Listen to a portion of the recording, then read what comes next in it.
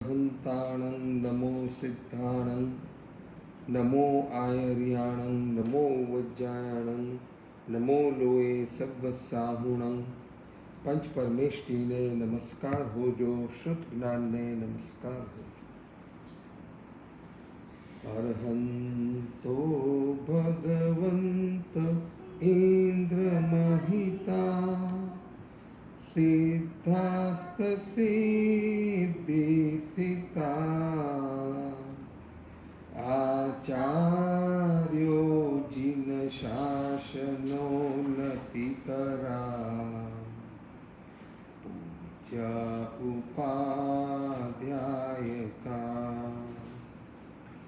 श्री सिद्धांत सुपाठका मुनिवरा रत्नात्रयाराधका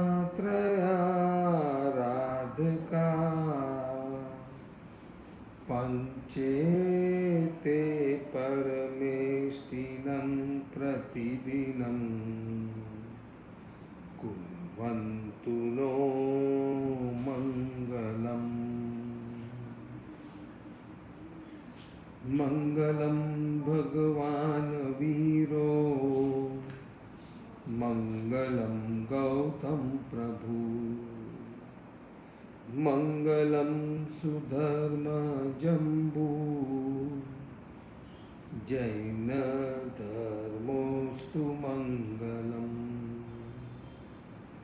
सर्वमंगल मांगल्यम्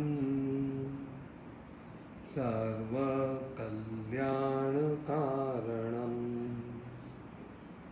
प्रधानं सर्वधर्माणं जैनं जयति शासनम्। जय जिनेन्द्र। लॉकडाउननी आपणी आ स्वाध्यायમાં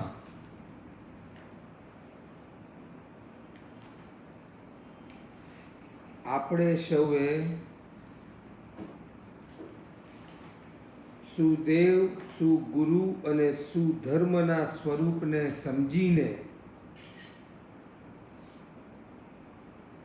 યથાર્થ શ્રદ્ધા કરવાનો પ્રયત્ન કરી આપણા જીવનમાં સમ્યક દર્શન અને સમ્યક જ્ઞાનને પ્રધાન અને મહત્વનું સ્થાન આપવાનો પ્રયત્ન કર્યો છે। આત્માના સ્વરૂપને આજ સુધી જે નહોતા જાણતા તેવા આત્માના સ્વરૂપને જાણવાનો પ્રયત્ન કર્યો। જીવનનું શું લક્ષ્ય હોવું જોઈએ આવું કોઈ જ પ્રકારનું જ્ઞાન કે સમજણના અભાવમાં ઓઘ સંજ્ઞાએ જેવું બધા કરે તેવું જ હું કરું એવી જ કોઈક ભાવનાઓ સાથે સંસારની અભિવૃત્તિ, વિષય કષાયોની વૃદ્ધિ, આરંભ સમારંભ અને પરિગ્રહની વૃદ્ધિ, આને જ જીવનનું પરમ લક્ષ્ય બનાવનાર તેવો આપણો આત્મા આ સમ્યક દર્શન અને સમ્યક જ્ઞાનના સથવારે આત્માના વાસ્તવિક સ્વરૂપને સમજ્યા બાદ હવે ખરેખર તે વિશ્વાસ અને શ્રદ્ધા થઈ ગયું છે કે આત્માનું હિત તેને કર્મરહિત કરવામાં જ રહેલું છે। આજ સુધી આપણા જીવનની પ્રાય બધી જ પ્રવૃત્તિઓ એકાંત સંસાર વૃદ્ધિનું કારણ, ભવભ્રમણ વધારવાનું કારણ અને ક્ષણમિત્ત સુખા એક ક્ષણ માત્રનું સુખાભાસ અને બહુકાળ દુઃખા અને બહુ જ લાંબા કાળના દુર્ગતિના દુઃખ ઊભા થાય તથા પ્રકારનું આપણું આ જીવન, હવે તે જીવનને હવે આપણે ખોટું માનીએ છીએ. મનુષ્ય ભવમાં કઈ પ્રવૃત્તિઓ આપણા હિતમાં છે અને કઈ પ્રવૃત્તિઓ આપણા હિતમાં નથી, આનું વિશેષ જ્ઞાન થવું તે જ એજ્યુકેશન કહેવાય. આપણે સૌ કદાચ આપણી જાતને પણ એજ્યુકેટેડ માનીએ છીએ અને આપણા સમસ્ત પરિવારજનને એજ્યુકેશન જ નહીં પરંતુ હાયર એજ્યુકેશન દેવાના ભાવ રાખીએ છીએ. અને તેવા હાયર એજ્યુકેશન આપવાની દોટમાં ઊંચામાં ઊંચી સ્કૂલ અને કોલેજોમાં અને ઇવન આફ્ટર ગ્રેજ્યુએશન ઓર ફોર ગ્રેજ્યુએશન એબ્રોડ પણ એમને મોકલીએ છીએ કે જેથી કરીને આપણા પરિવારજનો, આપણા સંતાનો, આપણા ભાઈ બહેનો વધારે એજ્યુકેટેડ બને અને પોતાના હિત અને અહિતનો વધારે સારો નિર્ણય કરી શકે.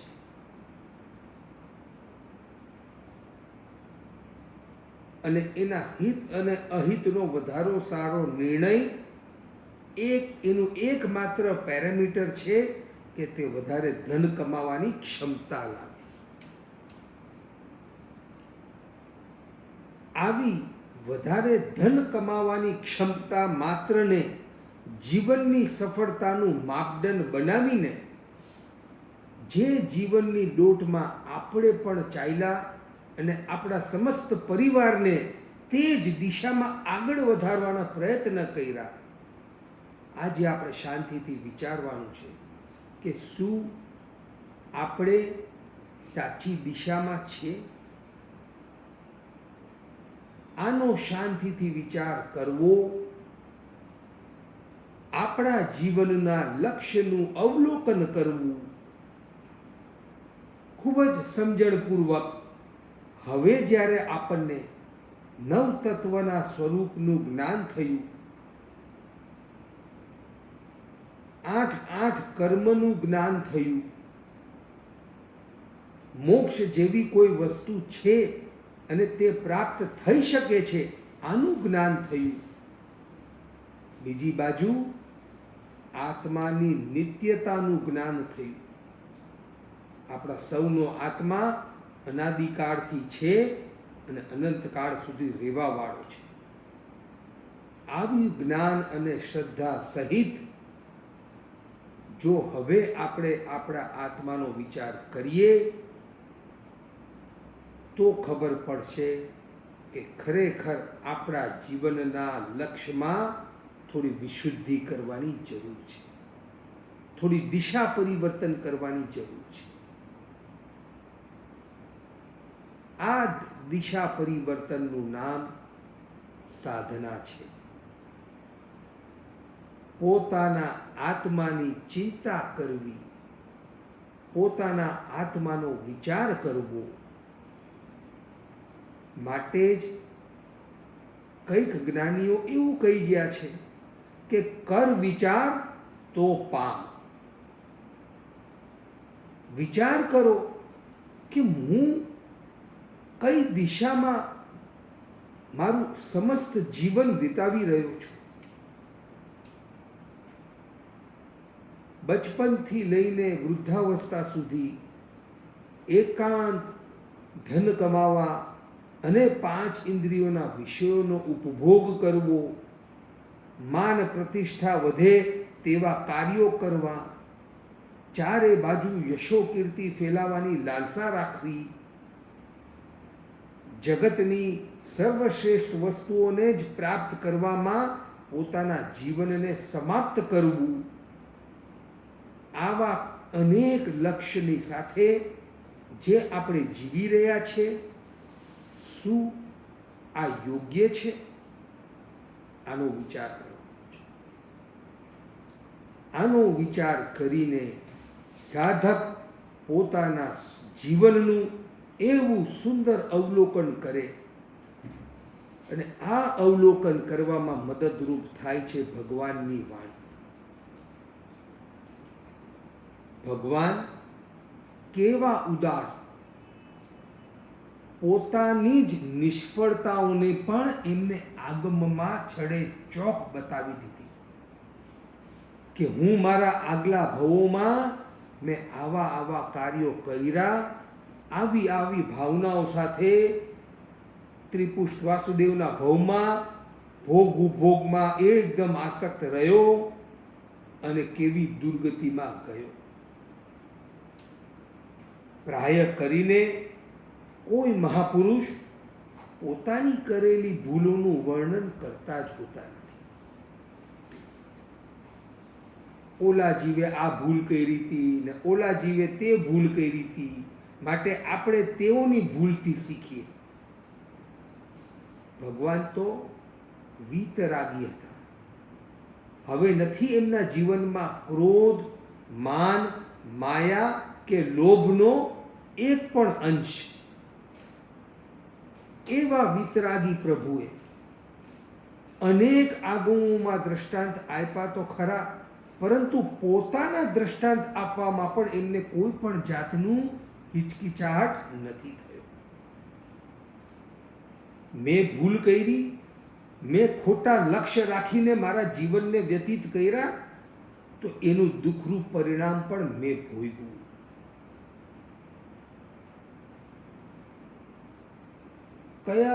કયા જીવ પોતાને મરીચીના ભવના માધ્યમથી કહે કે હું તો એવો હતો કે તીર્થંકરના શાસનની બહાર ઊભો રહેતો. છતાં આપણે સૌ આપણા જીવનમાં આવી ભૂલ ન કરીએ, માટે ભગવાને પોતાની કરેલી ભૂલોનો પણ ખુલાસો કરીને આપણને પ્રેરણા આપી છે કે હે મારા સાધકો, કર વિચાર તો પાપ.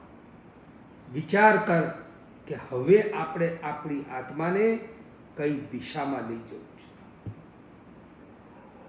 આવી રીતે સાધનાના પંથને બતાવીને નવ તત્વના માધ્યમથી સંવર અને નિર્જરાની પ્રવૃત્તિનું મહત્વ બતાવીને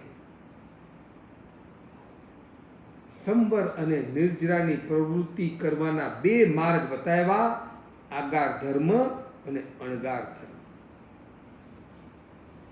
બંને ધર્મનું એક જ લક્ષ્ય કે મારા જીવનમાં કર્મનો બંધ કેમ ઘટે અને પૂર્વોપાર્જિત કર્મોની અધિકથી અધિક નિર્જરા કેમ વધે. આ જીનવાણીનું હાર્દ રહેલું છે. સંક્ષિપ્તમાં જુઓ તો આ જ જીનવાણીનો મર્મ રહેલો છે કે આગાર ધર્મના માધ્યમથી, અને જો વિશેષ શક્તિ હોય તો અણગાર ધર્મના માર્ગથી નવા કર્મબંધને ખૂબ ઘટાડો. Hypothetically let us give an example કે આપણા જીવનમાં 1,00,000 યુનિટના કર્મ સત્તામાં પડ્યા છે અને એવરી ડે 1,000 યુનિટના નવા કર્મનો બંધ ચાલુ છે. અને એવરી ડે 100 યુનિટ કર્મમાં ઉદયમાં આવે છે, એનું ફળ આપે છે અને આપણા આત્માથી દૂર થઈ જાય છે. માટે જેવો એક દિવસ વ્યતીત થયો, શાંતિથી ગણિત કરો, આ હાઇપોથેટિકલ ગણિત, 1,00,000 કર્મો હતા, નવા 1000 કર્મ બાંધ્યા એટલે 1,01,000 થયા. આખા દિવસ દરમિયાન જે નોર્મલ કર્મ ઉદયમાં આવે છે એ 100 યુનિટ કર્મ ઉદયમાં આવ્યા. આપણે એમાં કાંઈ પણ ઊંચા નીચા પરિણામો કર્યા અને તે 100 યુનિટ કર્મ ખપ્યા. એટલે 1,01,000 માઇનસ 100 આટલા કર્મ શેષ રહ્યા. પાછો બીજો દિવસ થયો. 1,09,000 યુનિટ કર્મના હતા, એમાં નવા 1,000 આવ્યા અને 100 યુનિટ ગયા, એટલે 1,18,000. આમ મનુષ્ય ભવ પૂરો થશે ત્યાં સુધી, જ્યારે મનુષ્ય ભવમાં એન્ટર થયા હતા ત્યારે 1,00,000 કર્મ લઈને આવ્યા હતા. મનુષ્ય ભવ પૂરો થશે ત્યારે કેટલા કર્મ લઈને જશું? રોજ 1% વધતો જાય છે. એમ વધારતા વધારતા વધારતા વધારતા 50, 60, 70, 80, 90, 100 વર્ષની ઉંમરમાં આ 1,00,000 કર્મને 2 કે 3 કે 4 કે 5 લાખ બનાવીને પાછા દુર્ગતિમાં વયા જશું. આ છે મનુષ્ય ભવનો હિસાબ કિતાબ. હવે આ હિસાબ કિતાબમાં જેટલા મોટા રાજાઓ હોય, વાસુદેવ કહો, ચક્રવર્તી કહો, એના ગણિત આનાથી થોડાક જુદા હોય. 1,00,000 કર્મ લઈને આવ્યા હતા. નવા કર્મ રોજ કેટલા બાંધે? તો કે નવા કર્મ રોજ 10,000 બાંધે, કારણ કે બહુ મોટા આરંભ સમારંભમાં જીવે છે. અને જૂના કર્મ કેટલા ખપાવે? તો કે 200 યુનિટ, 300 યુનિટ. એવા મોટા શેઠ, સેનાપતિ, રાજા, મહારાજા, તેઓ આ મનુષ્ય ભવના અંતમાં શું કરીને જશે? તો કે 1,00,000 યુનિટ કર્મ લઈને આવ્યા હતા, 25,00,000 યુનિટ કરીને જશે. એમનું જીવન સફળ કહેવાય? તો કે હા, સંસારીઓ તો એવા લોકોને જ સફળ કહે છે, પરંતુ જ્ઞાનીઓની દ્રષ્ટિમાં તેઓ પોતાનું મનુષ્ય ભવ હારીને ગયા. આ મનુષ્ય ભવને જીતવાનો ઉપાય આગાર ધર્મ અને અણગાર ધર્મના માધ્યમથી સંવર અને નિર્જરાની પ્રવૃત્તિ છે.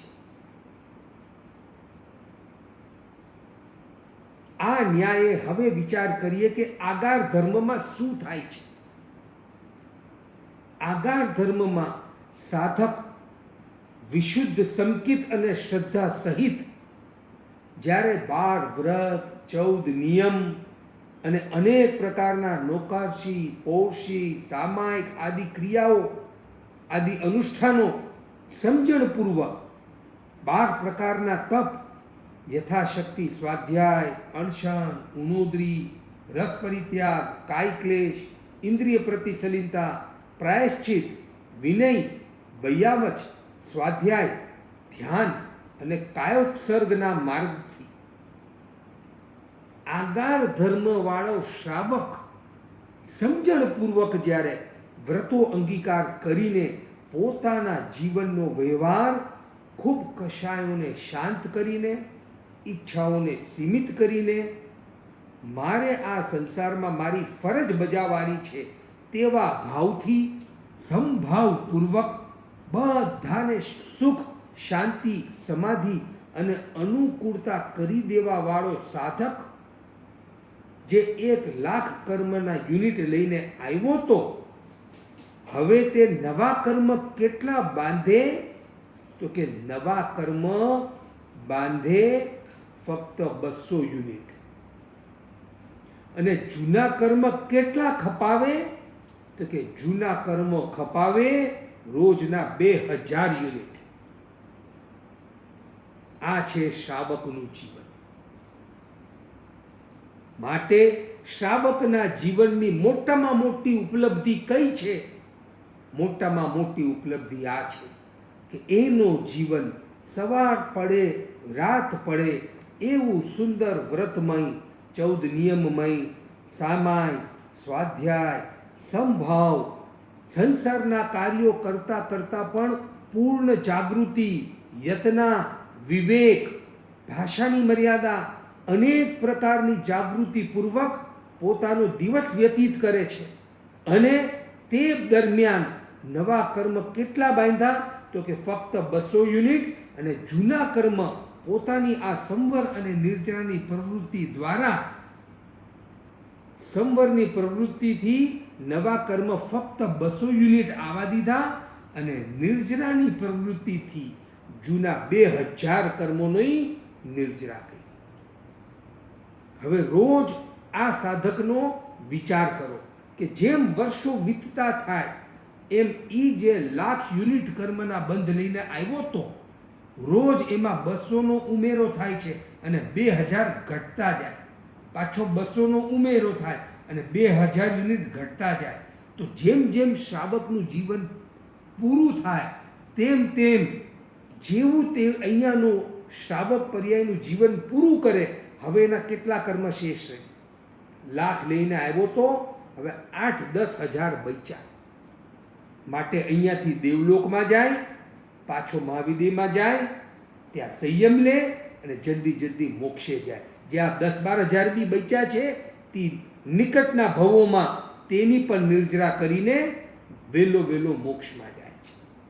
આ છે શ્રાવક જીવન. આ છે આગાર ધર્મની મહિમા, આ છે આગાર ધર્મનું મહત્વ. માટે એક સાચા શ્રાવક બનવું એ કોઈ નાની સૂની વાત નથી. મોટા રાજા મહારાજા બનવું ઈથી પણ વધારે મહત્વનું, ઈથી પણ વધારે આપણા આત્મા માટે હિતકર એક સાચા સમકીતી શ્રાવક બનવું, જે 12 વ્રત, 14 નિયમ, અનેક પ્રકારના સંવર અને નિર્જરાની પ્રવૃત્તિમાં ઓતપ્રોત રોજ 3 મનોરથની ચિંતવના કરવાવાળો, મિતભાષી, સરળ ભાષી, બધાને પ્રેમ અને અનુકૂળતા હૂંફ આપવાવાળો હું બનું. એ બનવાથી આટલો મોટો લાભ રહેલો છે.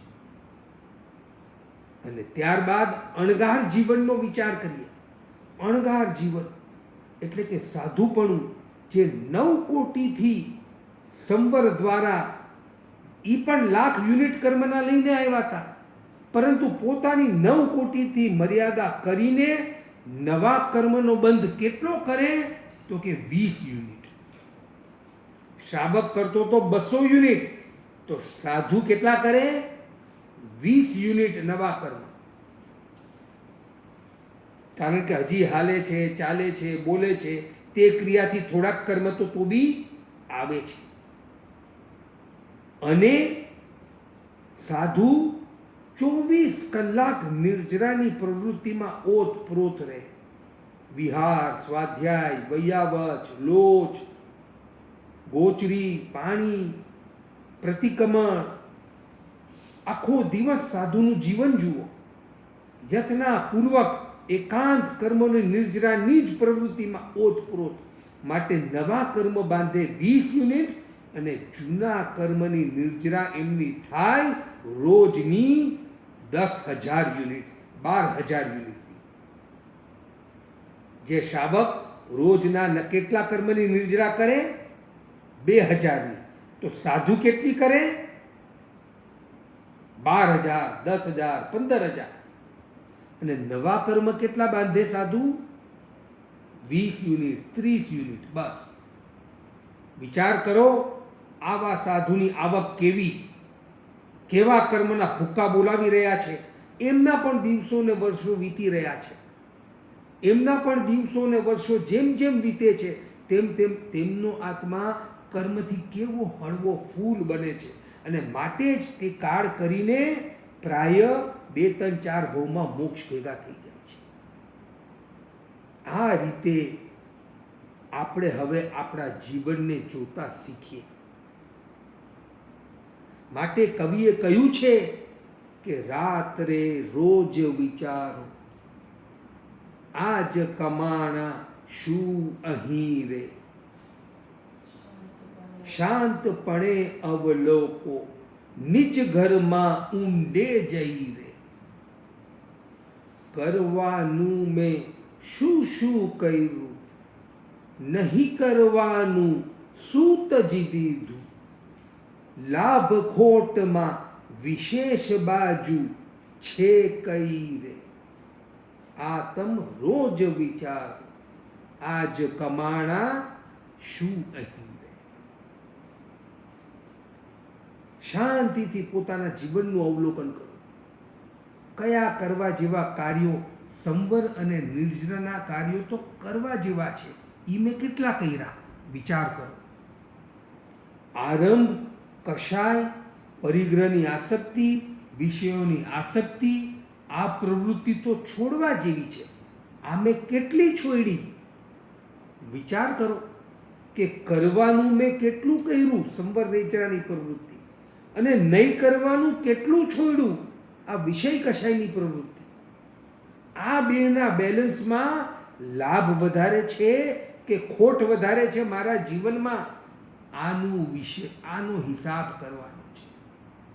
આનો હિસાબ કરતા જેને આવડી જાય અને પોતે વિચાર કરીને સંવર અને નિર્જરા વધારે, વિષય અને કષાય ઓછા, આવો દિવસ પસાર કરનાર, આવું અઠવાડિયું પસાર કરનાર, આવો મહિનો પસાર કરનાર, આવું વર્ષ પસાર કરનાર, આવો યુગ પસાર કરનાર અને આવું આખું આયુષ્ય પસાર કરનાર સાધક પોતાના મનુષ્ય ભવને સફળ કરી દે છે. માટે વિચાર કરો, આપણે ક્યારે આવો આપણા જીવનનું એનાલિસિસ કર્યું? આખો દિવસ વ્યતીત થઈ જાય. માળા ગણવાની હતી, ગણી લીધી. એકાદી સામાયિક કરવાની હતી, કરી લીધી. ધર્મ તો એવી રીતે કરીએ છીએ કે એક સામાયિક કરી લીધી ને, હવે પાપના કાર્યો કરવાનું લાયસન્સ મળી. આ રીતે હવે આપણે આવું ઓઘ સંજ્ઞાય જીવન નથી જીવવું. હવે આપણે આપણા જીવનને સફળ બનાવવું છે. કયા કયા કાર્યો, નવ તત્વનું જાણપણું તો આપણને સૌને થઈ ગયું. નવ તત્વના જાણપણા અને કર્મનું જાણપણું પણ આપણે કર્યું. તો હવે શું કરીએ આપણે? ચાલો આપણે આજે નવ તત્વોના જાણપણા બાદ 25 ક્રિયાનું સંક્ષિપ્તમાં જાણપણું કરી લઈએ. શું છે આ 25 ક્રિયા? જે કાર્યો કરવાથી કર્મ બંધાય છે તેને ક્રિયા કહેવાય. ક્રિયા શું છે? દરેક કાર્યો જે કરવાથી કર્મ બંધાય એનું નામ ક્રિયા છે. હવે આ 25 ક્રિયા, એનો વિસ્તારથી પણ એનાલિસિસ આવે છે અને સંક્ષિપ્તથી પણ આવે છે. પરંતુ આપણે તો એકદમ સંક્ષિપ્તથી એની બેઝિક અન્ડરસ્ટેન્ડિંગ એટલા માટે કરવી છે કારણ કે હવે આપણને સમજાઈ ગયું છે કે આપણી કરેલી ક્રિયાઓના માધ્યમથી આપણે નવા કર્મનો બંધ ઘટાડી કે વધારી શકીએ છીએ. જો ખબર પડી જાય કે આવી ક્રિયા કરવાથી કર્મ બંધાય છે તો તે ક્રિયાઓ કરતી વખતે આપણે એટલા જાગૃત અને સાવચેત બની જઈએ કે પછી તે ક્રિયા દ્વારા કર્મનો બંધ ઘટાડી દઈએ. માટે ક્રિયાનું સ્વરૂપ જાણવું જોઈએ કે નહીં? Let us understand. 25 ક્રિયા છે જેમાં અલગ અલગ આગમના પાઠોમાં ભગવતી સૂત્ર, ઠાણાંગ સૂત્ર, આ મેન તો આ બે આગમોમાં 25 ક્રિયાના વર્ણન આવે છે. તો પહેલા કાયકી આદિ 5 ક્રિયાનું સ્વરૂપ સમજીએ. 5 ક્રિયાનું એક ગ્રુપ હોય છે. કાયકી, અધિકરણિકી, પ્રાદેશિકી, પારિતાપિનિકી, પ્રાણાતિપાતિકી. જ્ઞાનાવર્ણીય કર્મનો નિર્જરા ચાલુ કરવાના છે. આપણે શું કરી રહ્યા છીએ? જ્ઞાનાવર્ણીય કર્મની નિર્જરા. અત્યારના જે આપણે આ પ્રવૃત્તિ કરી રહ્યા છે એમાં શું થઈ રહ્યું છે? હવે તો બધા જ કર્મના જાણકાર થઈ ગયા છે. આપણે જે આ ઇલેક્ટ્રોનિકના સાધન દ્વારા કાર્ય કરી રહ્યા છે એમાં એકેન્દ્રિયની હિંસા ચાલુ છે, જેનાથી થોડાક અંશે અશાતાવેદનીય કર્મનો બંધ ચાલુ છે. સાથે સાથે કદાચ શુભ સ્વાધ્યાય, શુભ વિચારો, શુભ પરિણામો આવી રહ્યા હોય તો તેટલા અંશે આપણે જ્ઞાનાવર્ણીય આદિ કર્મોને ખપાવી પણ રહ્યા છીએ. માટે આ મિશ્ર પ્રવૃત્તિ ચાલુ છે. માટે જ કહ્યું છે આગમકારોએ કે શ્રેષ્ઠ સ્વાધ્યાયનું સ્થાન તો સંવર, સામાયિક, પૌષધ અને દયા રહેલી છે, કે જેમાં તમે કોઈ આરંભ કરો નહીં અને વિશેષ સંવર નિર્જરાની પ્રવૃત્તિ કરતાં કરતાં નિર્જરાના ભૂકે ભૂકા બોલાવી. તો આ 5 ક્રિયા, સૌથી પહેલાં કાયકી ક્રિયા, શરીરના આભ્યંતર સૂક્ષ્મ સંચારથી થતી ક્રિયા, આ શરીરના માધ્યમથી થતી ક્રિયા તેને કાયકી ક્રિયા કહેવાય. જે કાંઈ પણ નાડીનું સ્પંદનથી માંડીને હલન ચલન કાયાથી જેટલા કાર્યો કરીએ છીએ તે બધાથી કાયકી ક્રિયા લાગે છે. એના હું વિસ્તારમાં અને ભેદમાં આજે નહીં જાઉં, કારણ કે I don't want to complicate it. We will just try to understand. આપણે એટલું જ સિમ્પલ જાણવાની કોશિશ કરીએ છીએ. બીજી અધિકરણીકી ક્રિયા, શરીરના બાહ્ય સૂક્ષ્મ સંચારથી થતી ક્રિયા. જેમ કે કોઈ અધિકરણ એટલે કે શસ્ત્ર આદિ આપણે લઈએ અને શસ્ત્ર આદિનો ઉપયોગ કરીએ તો તે શરીરથી ચપ્પુ લઈને કંઈ કાર્ય કર્યું, એવા અનેક કાર્યોથી લાગતી ક્રિયા તે અધિકરણીકી ક્રિયા છે. આ રીતે આગળ વધીએ. ત્રીજી પ્રાદેશિકી ક્રિયા. પ્રાદેશિકી ક્રિયા એટલે શું? તો કે સૂક્ષ્મ કષાયોના અસ્તિત્વથી થતી ક્રિયા. જે કાંઈ પણ સંસારના કાર્યો કરીએ છીએ એમાં સૂક્ષ્મ ક્રોધ, કાં તો માન, કાં તો માયા અને કાં તો લોભ ભળેલા રહે છે.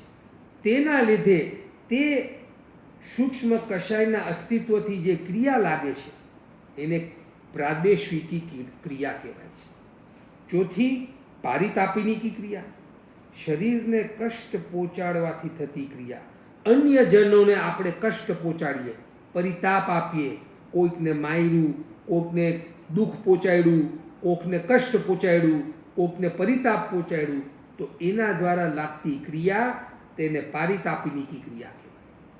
અને પાંચમું પ્રાણાતિપાતિકી ક્રિયા, જીવ હિંસાથી થતી ક્રિયા.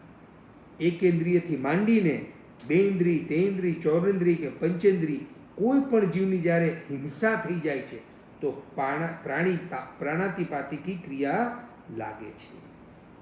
માટે પહેલી 3 ક્રિયાઓ સૂક્ષ્મ સૈદ્ધાંતિક દ્રષ્ટિથી છે, જે સંસારના બધા જીવોથી સદાય લાગે છે. પાછળની 2 ક્રિયા સ્થૂળ દ્રષ્ટિથી છે. આ અપેક્ષાએ અહીં પરિભાષા આપેલી છે. કાયા હોય એટલે કાયકી, અધિકરણીકી અને પ્રાદેશિકી ક્રિયા તો બધા જ જીવોને લાગે છે. અને પછી જે જીવને પરિતાપ પહોંચાડે તો ચોથી ક્રિયા લાગે, અને હિંસા કરે તો 5મી ક્રિયા લાગે છે. આ રીતે પહેલી 5 ક્રિયાઓ થઈ. હવે આગળ વધીએ. આ સિવાય બીજી 5 ક્રિયાઓ છે. આરંભિકી, પરિગ્રહિકી, માયા પ્રત્યા, અપ્રત્યાખ્યાનિકી અને મિથ્યાત્વ. તો આરંભિકી ક્રિયા શું? હિંસાની પ્રવૃત્તિ અને સંકલ્પથી થતી ક્રિયા, એને આરંભિકી. હું આમ ફેક્ટરી કરીશ, હું ઓલું મશીન ચાલુ કરીશ, હું આ રીતે ગાડી ચલાવીશ, હું આ રીતે આ કાર્ય કરીશ. આ આરંભ કરવાનો સંકલ્પ અને તે સંકલ્પને અનુરૂપ પ્રવૃત્તિ, એનાથી આરંભિકી ક્રિયા લાગે છે. પરિગ્રહિકી ક્રિયા કોઈ પણ પદાર્થ ઉપર મમત્વ રાખવાથી લાગતી ક્રિયા. આપણને આપણી બધી વસ્તુ ઉપર મમત્વ હોય. એટલું જ નહીં, બહાર જઈએ તો પણ સારી સારી વસ્તુ ખૂબ ગમે, એને પ્રાપ્ત કરવાના ભાવ રહે, મનમાં મનોરથ રહે. આજે નહીં તો કાલે હું ઓલો ડ્રેસ, ઓલો દાગીનો, ઓલી ગાડી, ઓલું ઘર, ઓલું પદાર્થ, ઓલી વસ્તુ હું ગ્રહણ કરીશ, એ મને બહુ ગમે છે. આવા જે પરિણામો છે તે પરિગ્રહિકી ક્રિયા છે. ત્રીજું માયા પ્રત્યય ક્રિયા. ક્રોધ, માન, માયા અને લોભ અથવા તેના ઉદયથી થતી ક્રિયા. જે માયાથી પ્રેરિત છે, કશાયથી પ્રેરિત ક્રિયા, તેને માયા પ્રત્યય ક્રિયા કહેવાય છે. ગુસ્સામાં આવીને કંઈક કાર્ય કરી લીધું, અથવા તો અભિમાનને વશ કર્યું, કપટને વશ કર્યું, લોભને વશ કર્યું, તો તે ક્રિયાઓ માયા પ્રત્યય છે. ચોથું અપ્રત્યાખ્યાનિકી ક્રિયા, પદાર્થોનો કે પાપનો ત્યાગ ન કરવાથી થતી ક્રિયા. અપ્રત્યાખ્યાન, જે કોઈ મર્યાદા લેતા જ નથી, એને અપ્રત્યાખ્યાની ક્રિયા લાગે છે. ભલે રોજની ખાલી 5 આઈટમ ખાતા હોય, પરંતુ એને મર્યાદા નથી લીધી, એટલે એને બધી જ આઈટમની ક્રિયા ચાલુ રહે છે. માટે જ સમજદાર શ્રાવક વ્રત પ્રત્યાખ્યાન ગ્રહણ કરે, જેથી કરીને અપ્રત્યાખ્યાનિકી ક્રિયા એને લાગે નહીં. પણ જે પ્રત્યાખ્યાન લેતા નથી, તેઓને આ અપ્રત્યાખ્યાનિકી ક્રિયા ચાલુ રહે છે. પાંચમી, મિથ્યાત્વ, ખોટી માન્યતા અને ખોટી શ્રદ્ધા પ્રવૃત્તિથી થતી ક્રિયા. માટે આ 5 ક્રિયા પણ ખૂબ મહત્ત્વની છે, સમજવા જેવી છે. અને આપણા જીવનમાં આ ક્રિયાઓ ક્યાંય થતી તો નથી ને, એનો ઉપયોગ સમજદાર સાધક રાખે. આ 10 ક્રિયાઓ થઈ. ફરી રિપીટ કરું છું: કાયિકી, અધિકારણીકી, પ્રાદ્વેષિકી, પારિતાપિનિકી અને પ્રાણાતિપાતિકી. આ 5. ત્યારબાદ આરંભિકી, પરિગ્રહિકી, માયા પ્રત્યા, અપ્રત્યાખ્યાની અને મિથ્યાત્વ. આ 5 ક્રિયા, એમ 10 ક્રિયાઓ થઈ. સંક્ષેપમાં એનું સ્વરૂપ સમજ્યા. શાંતિથી વિચાર કરો, આપણા જીવનમાં, રોજિંદા જીવનમાં આમાંની કેટલી ક્રિયાઓ લાગતી હશે. કોકને એકેન્દ્રીયથી માંડીને પંચેન્દ્રિયને આપણે પરિતાપ પણ પહોંચાડીએ જ છે, તો પારિતાપિની તો લાગે જ છે. કેટલી હિંસા કરીએ જ છે એકેન્દ્રીયથી માંડીને અનેક જીવોની, તો પાણાવાયા ક્રિયા બી લાગે છે, આરંભિકી પણ લાગે છે, પરિગ્રહિકી બી લાગે છે, માયા પ્રત્યય બી લાગે છે, કારણ કે કશાયમય જીવન તો રહેલું જ છે. અપ્રત્યાખ્યાની એ કદાચ ઓછી લાગતી હશે, કારણ કે હવે તો લગભગ પ્રાય બધા 14 નિયમ ધારો છો. પ્રાય 12 વ્રત, 14 નિયમ આદિ અનેક પ્રત્યાખ્યાન ધારવાવાળા છો આપ સૌ. પરંતુ જે નથી ધારતા તેને આ પણ લાગે છે.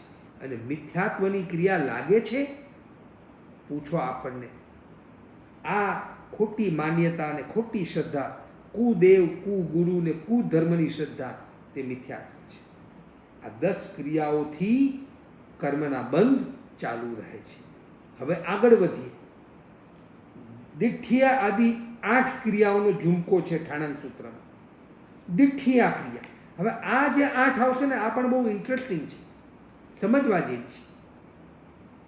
દિઠ્ઠિયા, દ્રષ્ટિજા ક્રિયા કે દિઠ્ઠિયા ક્રિયા કહેવાય. કોઈ પણ પદાર્થને રાગપૂર્વક જોવાથી થતી ક્રિયા.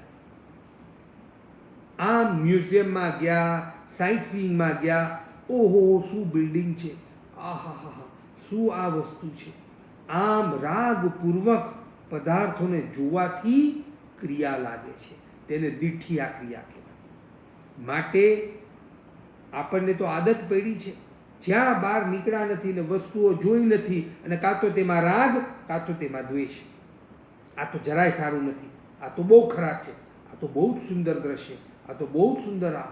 આમ જોઈને તરત રિએક્શન અને ભાવો કરીએ છીએ, એનાથી દિઠ્ઠિયા ક્રિયા લાગે છે. ત્યારબાદ પુઠ્ઠિયા ક્રિયા, કોઈ પણ પદાર્થને રાગપૂર્વક સ્પર્શ કરવાથી થતી ક્રિયા.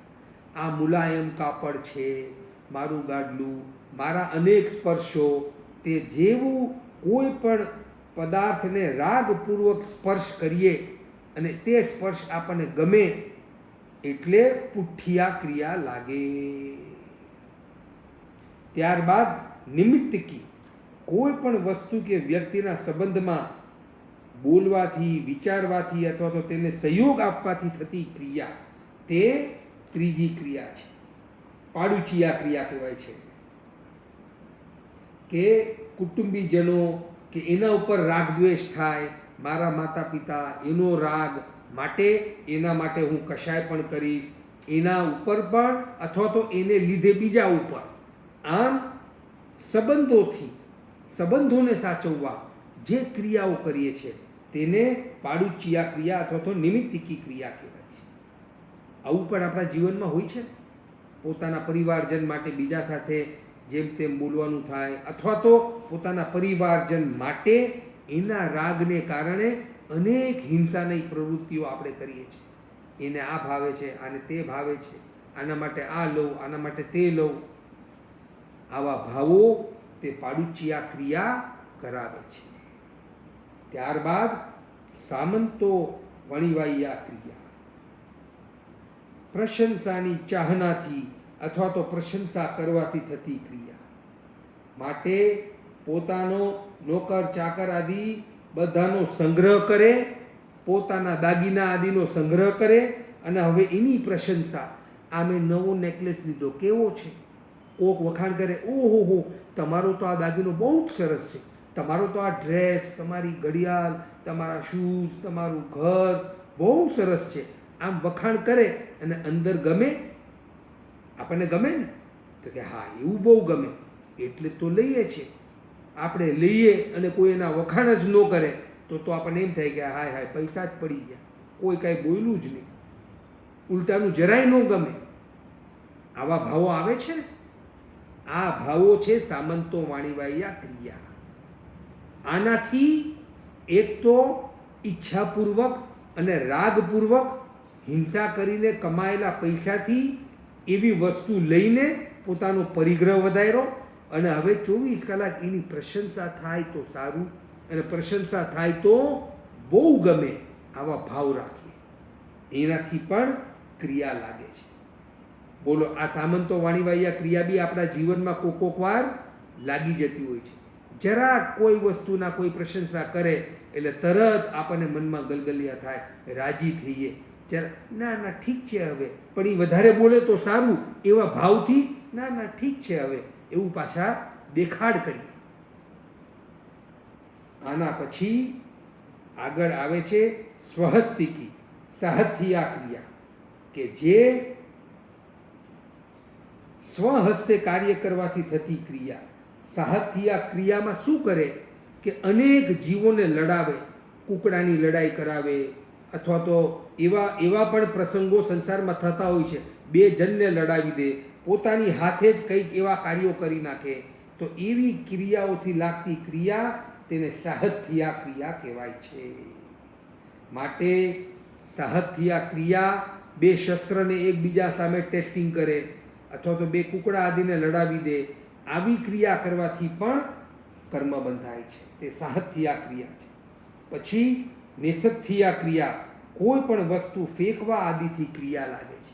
આમ ઉપરથી વસ્તુ ફેંકીએ, કોઈ પણ વસ્તુ નથી કામની તો આમ બારીની બહાર નીચે ફેંકી દઈએ, અથવા તો ફુવારો ચાલુ કરીએ, આમ શાવર ચાલુ કરીએ એટલે અપકાયના જીવ આમ જોરથી શાવરમાંથી પડે નીચે. આનાથી નિષથિયા ક્રિયા લાગે છે. જે જીવ અને અજીવ બને, જીવ નિષથિયા તે જીવને ફેંકે ફુવારા આદિનો ઉપયોગ કરીને, અને અજીવમાં કોઈ અજીવ વસ્તુને ફેંકી દઈએ, ઉપરથી આમ ફેંકીને નીચે આપીએ, એનાથી નિષથિયા ક્રિયા લાગે છે. હવે આવું પણ આપણા જીવનમાં થતું હોય છે. ત્યારબાદ આજ્ઞાપીની ક્રિયા. આજ્ઞાપીની ક્રિયા એટલે શું? એ ઓલા મારા માટે આ કામ કરી આવ, ઓલું મારા માટે લઈ આવ, આ કરી નાખજે, ઓલું પતાવી દેજે. આવા કાર્યો કરીએ ને આપણે, અનેક કામ અનેક જણને સોંપીએ, જેમાં અનેક પ્રકારની હિંસા આદિ કાર્ય થતા હોય, તો તેવા કાર્યો કરવાથી આજ્ઞાપીની ક્રિયા લાગે છે. અને 8મી વેદારણિકી ક્રિયા. વેદારણીય ક્રિયામાં શું લાગે? વેદારણીય ક્રિયામાં અનાજ વગેરે, શાક વગેરે સુધારો છો. વેદારવું એટલે એના કટકા કટકા કરવા, એનાથી થતી ક્રિયા છે, તે વેદારણીય ક્રિયા લાગે છે.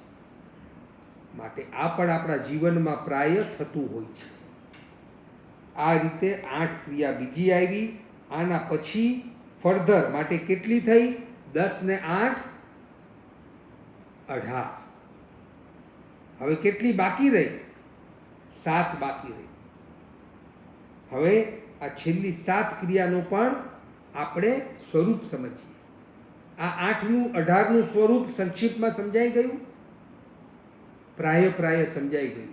આપણે આ વસ્તુને વોટ્સઅપ પર બી મૂકી દઈશું આપણા ગ્રુપમાં, જેથી કરીને આ 25 ક્રિયાનું સંક્ષિપ્ત સ્વરૂપ અને પછી એનું વિસ્તૃત સ્વરૂપ બંને આપણે વોટ્સઅપમાં મૂકી દઈશું, જેથી આપણે ફરીથી એનું અવલોકન કરી શકાય. ત્યારબાદ અનાભોગ આદિ 7 ક્રિયા. અનાભોગ અજાણપણે પાપ પ્રવૃત્તિ થવાથી, અજાણતા થઈ જાય, આપણે કોઈ પાપ કે હિંસા કરવું નહોતું પણ ભૂલથી થઈ ગઈ તો પણ પાપ તો લાગે છે, માટે તેને અનાભોગ ક્રિયા કહેવાય છે.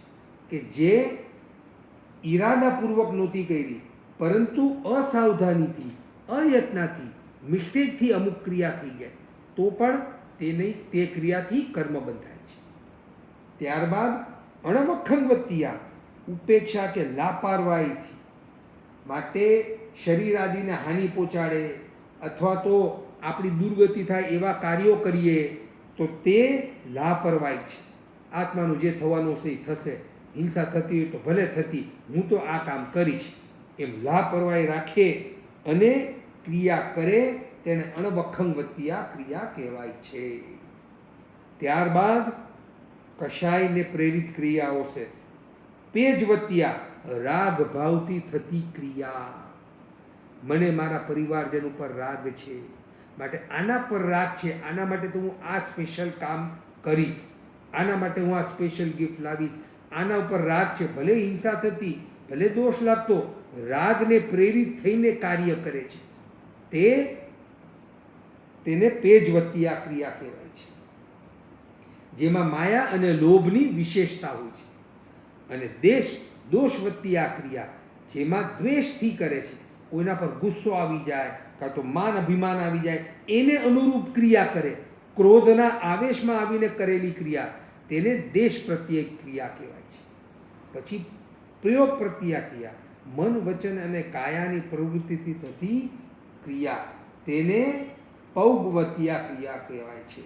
મનથી અશુભ વિચાર, વચનથી અશુભ ભાષા, કાયાથી હિંસાકારી પ્રવૃત્તિ, એને પ્રયોગવત્તિયા ક્રિયા કહેવાય. અને છઠ્ઠી સામુદાયિકી ક્રિયા. સામુદાયિકી ક્રિયા, સામૂહિક પ્રવૃત્તિઓ અને ચિંતનથી થતી ક્રિયા, તેને સામુદાયિક ક્રિયા કહેવાય છે. ફોર એક્ઝામ્પલ, ઘણા જણા ભેગા મળીને જે કામ કરીએ તો એક સાથે તે બધાને તે પ્રકારના દોષ લાગે છે. જેમ કે એક સાથે ઘણા બધા જણ એક જ પ્રકારનો વેપાર કરે છે, કપડાનો, ડાયમંડનો, મેટલનો, તો એ બધા વેપારીને કદાચ એક સરખા પાપ બંધાય. અથવા તો એક સાથે મહોત્સવ કરીએ છીએ, એક સાથે નાટક જુએ છે, સિનેમા જુએ છે, એક સાથે 200 જણા સિનેમા જોતા હોય તો તેમાં ઊંચા નીચા જે સીન આવે, એના પરિણામો આવે, તો એક સરખા કર્મ બધાને બંધાય છે. એનું નામ છે સામુદાયિયા ક્રિયા. આવી ક્રિયાથી પણ કર્મ બંધાય છે. આ 24 ક્રિયા સંસારી, જેનામાં હજી કશાય છે, રાગદ્વેષ છે, એને આ 24 ક્રિયાઓ લાગી શકે છે. આ 24માંથી એક અને અનેક ક્રિયાઓ સંસારીને લાગે છે. 25મી ક્રિયા તે ઈર્યાપથિકી ક્રિયા, જે વિતરાગી જીવને લાગે છે. જેમ ભગવાનને કેવળ જ્ઞાન, કેવળ દર્શન થઈ ગયું હતું, તો તે કેટલા ગુંઠાણે હતા? 13મા ગુંઠાણે હતા. કેવળ જ્ઞાન, કેવળ દર્શન થઈ ગયું હતું, પણ છતાં ભગવાન હજી બોલતા હતા કે નહોતા બોલતા?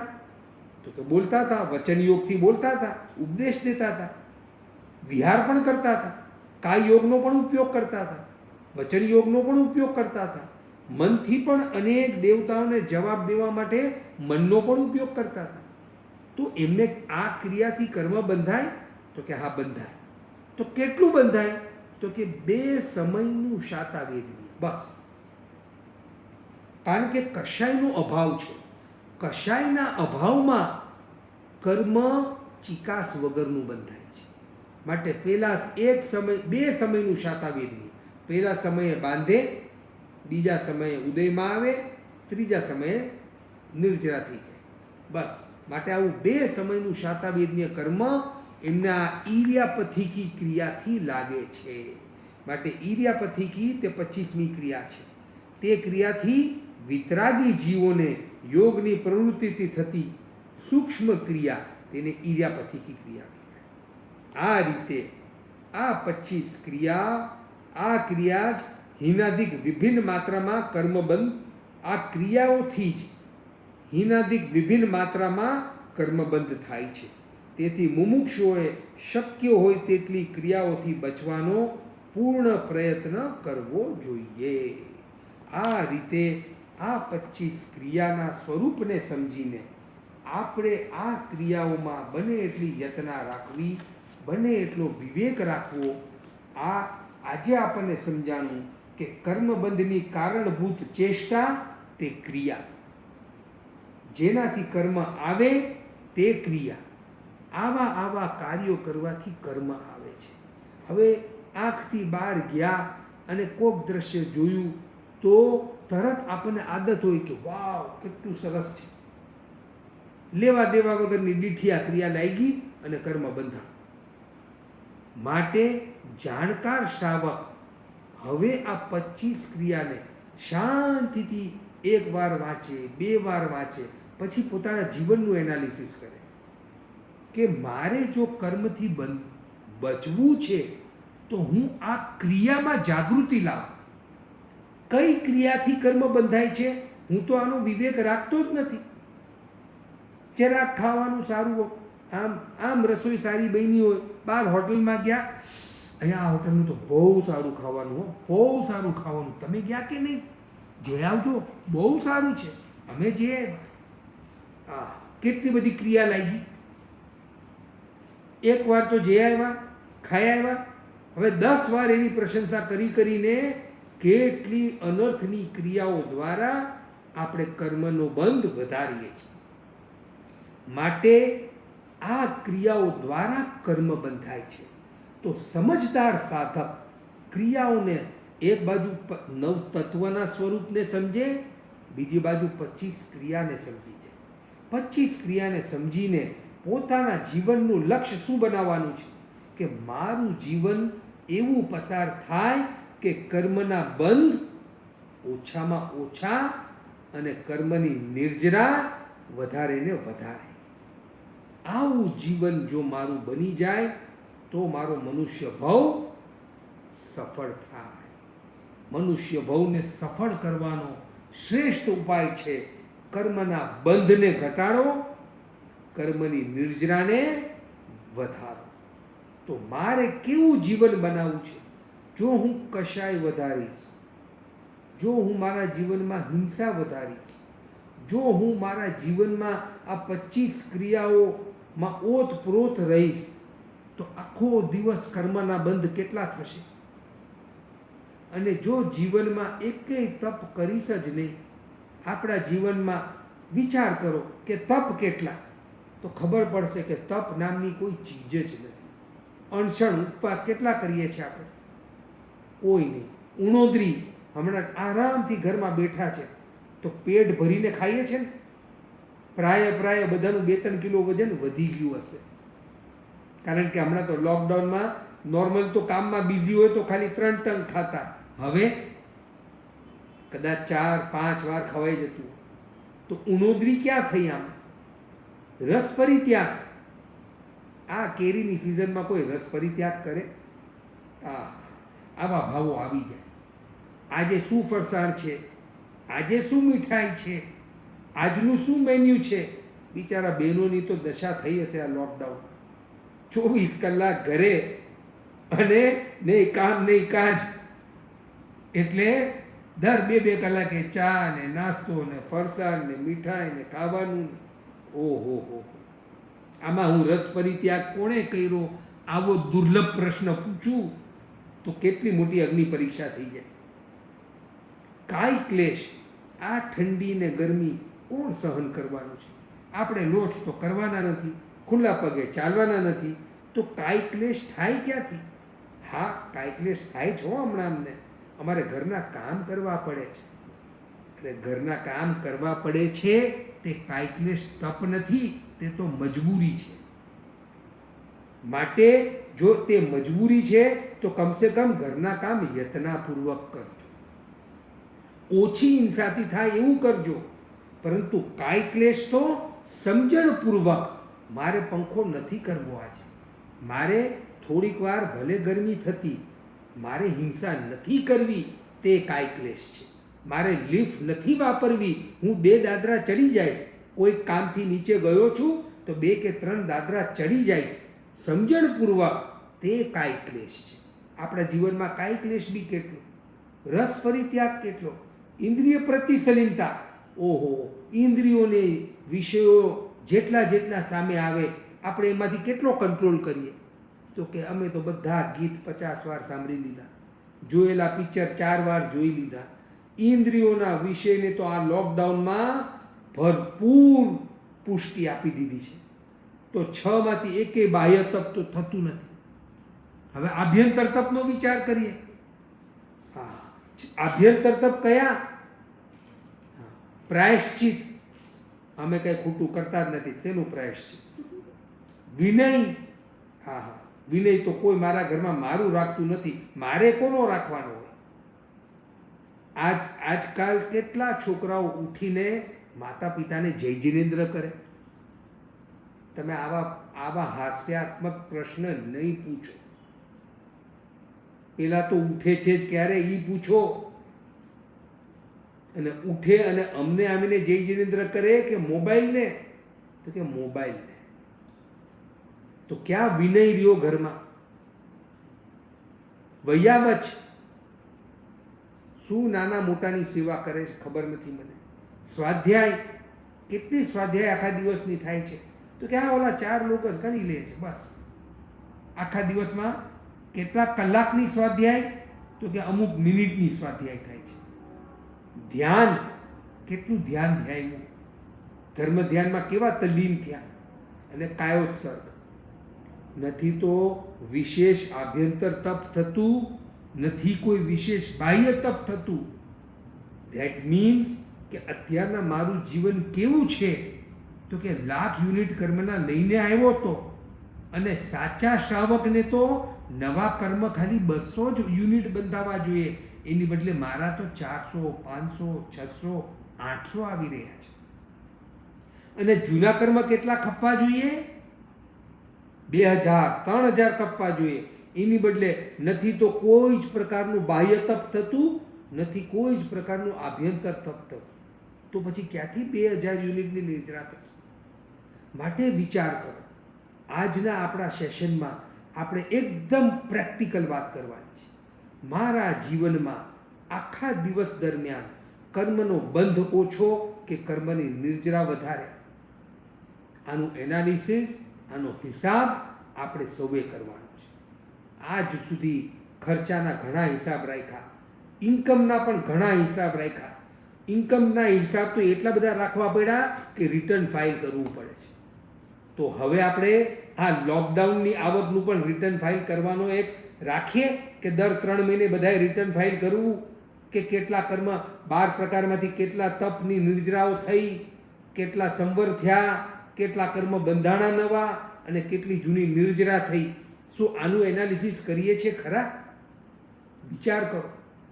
ધર્મ સાંભળી લીધો, પરંતુ મારા ભગવંતે એના સાધકને ખાસ ટ્રેનિંગ આપી છે.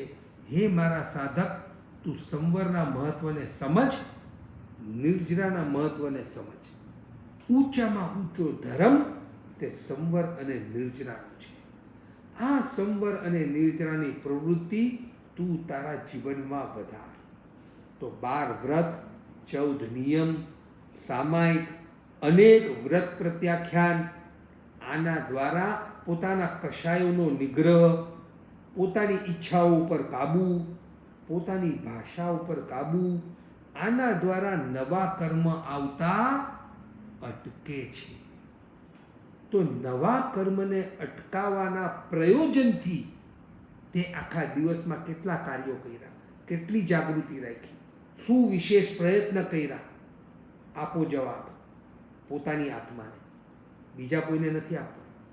આ જવાબ કોને આપવાનો છે? આપણે પોતાની આત્માને, કે હે આત્મા, મેં મારા જાતને, મારી આત્માને કર્મબંધથી બચાવવા માટે આજના કયા કયા પ્રયત્ન કર્યા?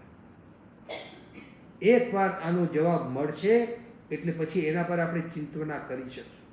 અને બીજો પ્રશ્ન એ કરવાનો છે કે મેં આખા દિવસમાં કર્મની નિર્જરા કેટલી કરી? કર્મની નિર્જરા પણ બે રીતે થાય છે.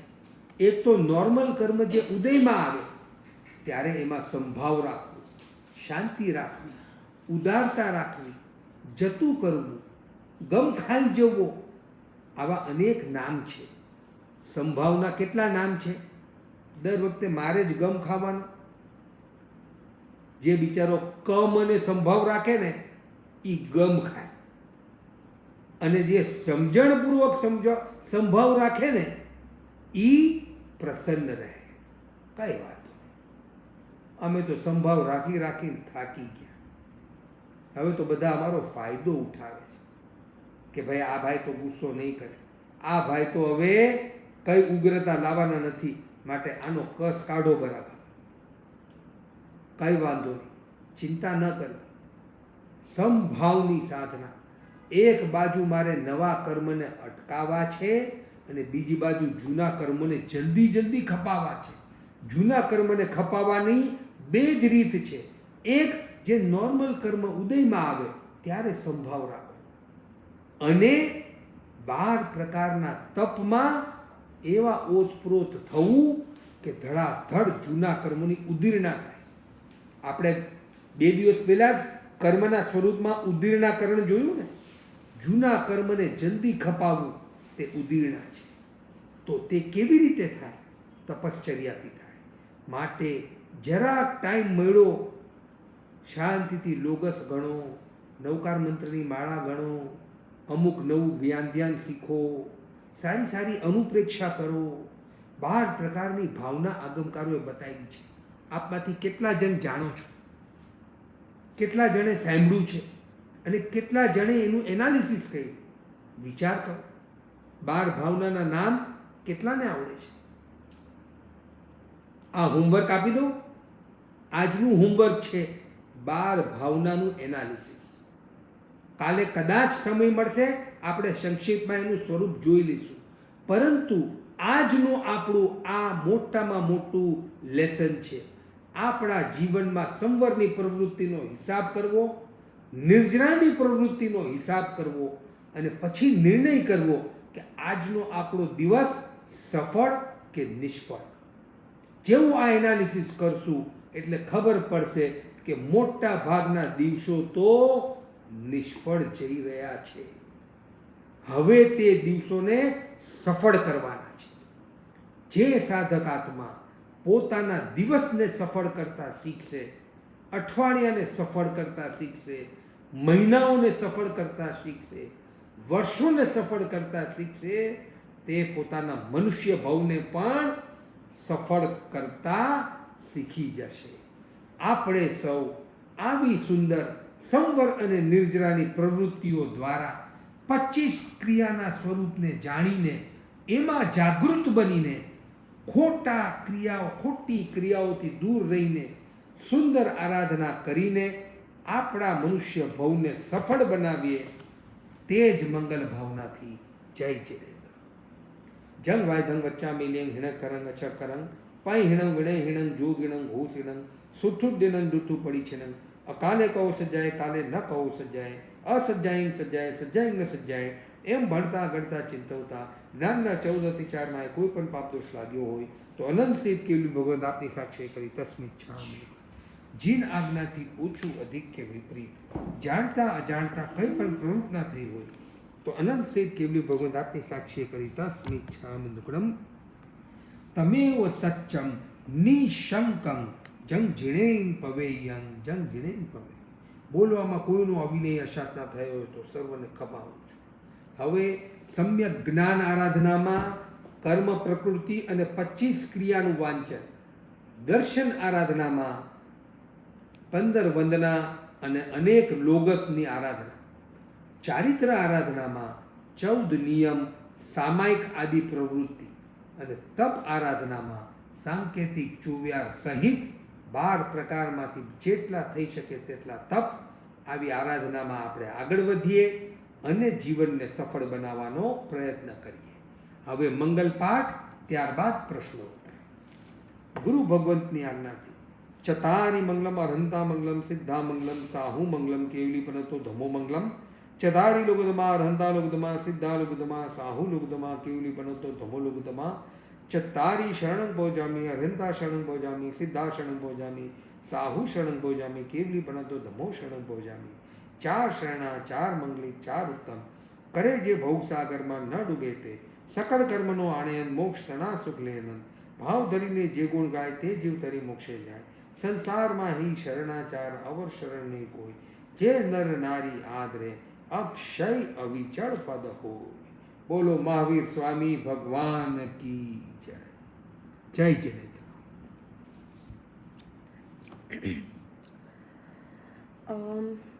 जय जिनेंद्र, एक ऑनलाइन क्वेश्चन लेसूँ ते પછી રૂપા મિતુલ શાહ આપકો અનમ્યુટ કરેંગે. મૂપતિ બાંધવાની પ્રથા ક્યારથી પડી અને કોણે કીધું? ક્યારેક મૂપતિ બર ગયા હોય ના હોય ધેન સામાયિક, મૂપતિ ન હોય તો સામાયિક બાંધી શકાય અને તેને ધોઈને સ્ટાર્ચ કરીએ તો ઇટ્સ ઓકે.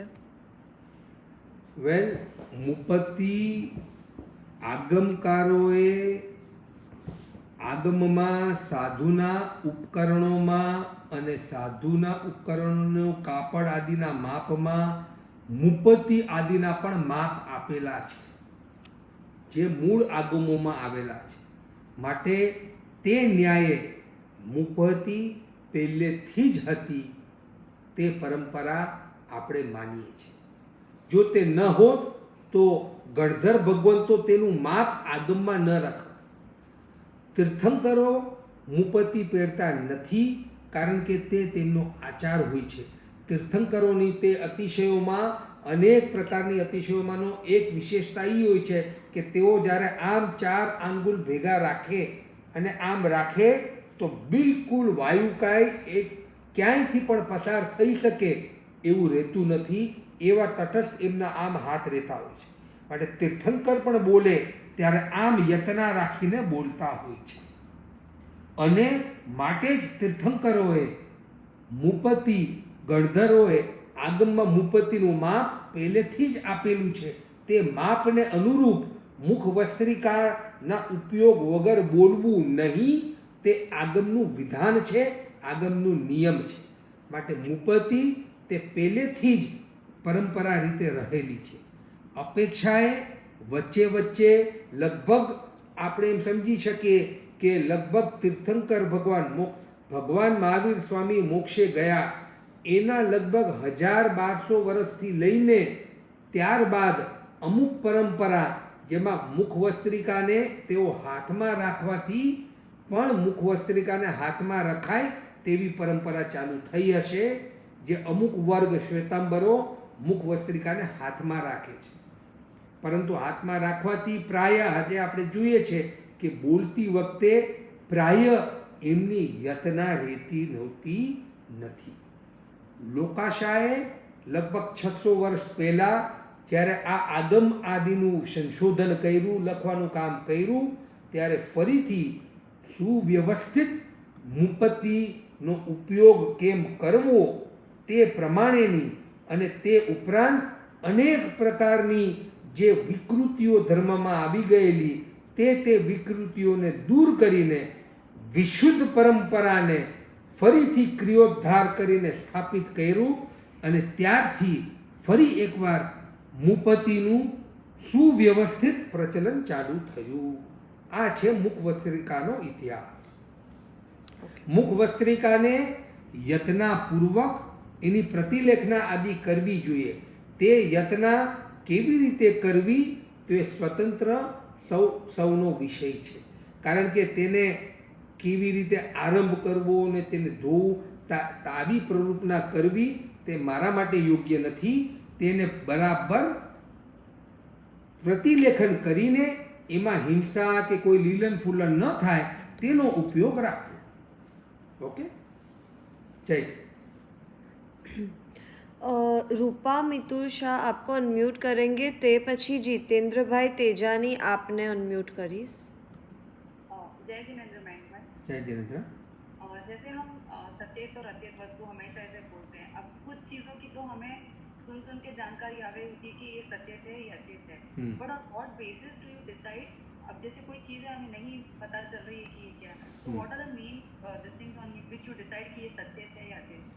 वेल, प्रायः तो हम जो रोजिंदा चीज़ें लेते हैं, फ्रूट वगैरह, कब कब सचेत होते हैं, कब अचेत होते हैं, इसका विवेक रखना होता है हमें। स्पेसिफिकली यदि हमें कोई शंकाशील रहे या यदि हम निर्णय नहीं कर पावे किसी चीज़ का, तो उसको हम अचेत वस्तुओं से दूर रखने का विवेक रखें और कौन सी वो चीज़ें हैं उनका लिस्ट बना करके किसी जानकार को पूछ करके अपन अपना विवेक बढ़ावे कि ये अचेत है या सचेत है।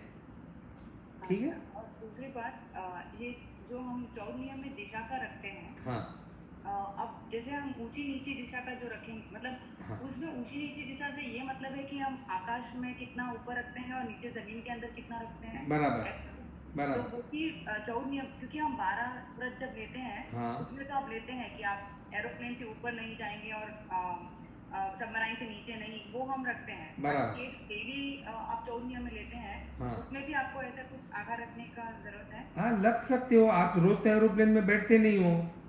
नहीं, बट इसमें आप कैसे रखेंगे ऊंची? नहीं मतलब तो मैं- हाँ, तो ऊंची दिशा में जब समझो कि आपकी 20 माल की मंजिल की बिल्डिंग है तो 21 माल से ऊपर नहीं जाना, नीचे 2 बेसमेंट है या 1 बेसमेंट है तो उससे नीचे नहीं जाना। न तो रोज आप सबमरीन जितना नीचे जाते हो, ना एरोप्लेन जितना ऊपर जाते हो। तो वो तो जीवन काल के प्रत्याख्यान होते हैं 12 व्रत, इसलिए हमने इतनी लंबी छूट रखी है। 14 नियम के माध्यम से हमें तो संक्षिप्त करनी है अपनी मर्यादाओं को। इस भावना से जितनी कम मर्यादा रखे उतना आश्रम ज्यादा अटका सकते हैं। और हम कितने फ्लोर यूज करेंगे, मतलब हम जिस फ्लोर पे रहते हैं, हाँ। और उससे ज्यादा कितने फ्लोर्स यूज करने की संभावना है? अब जैसे आपका ऑफिस के फ्लोर ज्यादा हो और आपके घर का कम, तो वो सब आपको ध्यान में रख के लेना चाहिए। हाँ, वो ध्यान में रख के आपको दिशा आदि की मर्यादा लेनी चाहिए, ऊंची नीची मर्यादा। धन्यवाद। ठीक जय है।